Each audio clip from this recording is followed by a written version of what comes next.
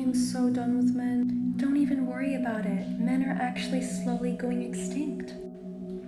Wait, what? Scientists have discovered that the male determining gene, the Y chromosome, is so unstable, it's actually disappearing. Wait, so men will completely disappear one day?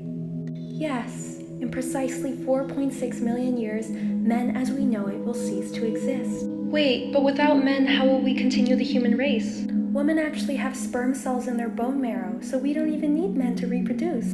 And because we only have the X chromosome, we would only make girl babies. Yes, we as a society have progressed past the need for men.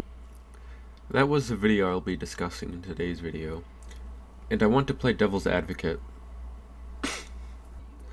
Let's assume that this is not satire. Let's assume that this was tested on humans. I have no clue if it was or not, since guess what? No source. I've been trying to look up what she was talking about.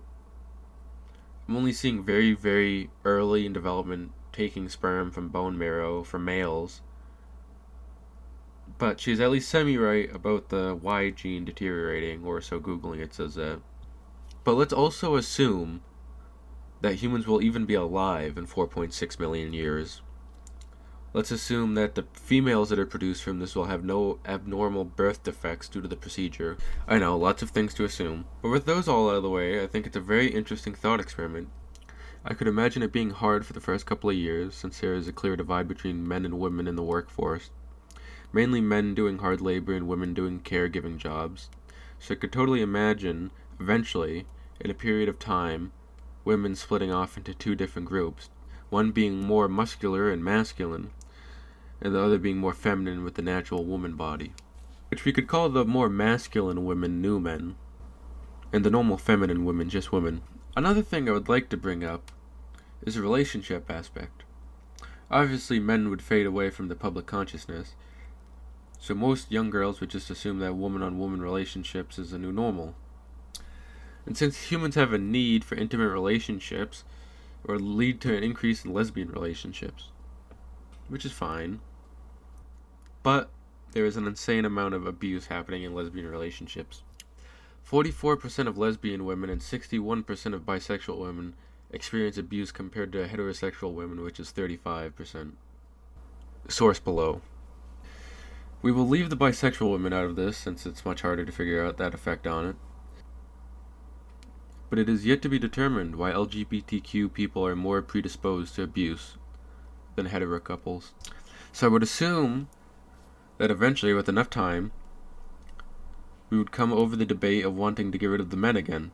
Instead of men, it would be called new men. And from what I would assume, the women that want to get rid of men would be due to the masculine attributes with men. And there goes that with my thought experiment. I do not know what would happen even farther than that. It could be some possible groups of women who are pro-man and are resisting the loss of men or whatever. But that is out of my reach to theorize that much. I want to just say, don't hate on the woman in question. I know people say that a lot just to cover their ass, but really don't. She probably had a shitty father or a bad boyfriend. And then she went into a chat room of women like this. And it turned into an echo chamber of people all saying the same shit. And then that is how the video was posted. But that doesn't mean I'm defending her. She's saying some really abhorrent things that should not be defended. But if you're one of the people insulting her and harassing her, you're just giving her more of a reason to keep the hate.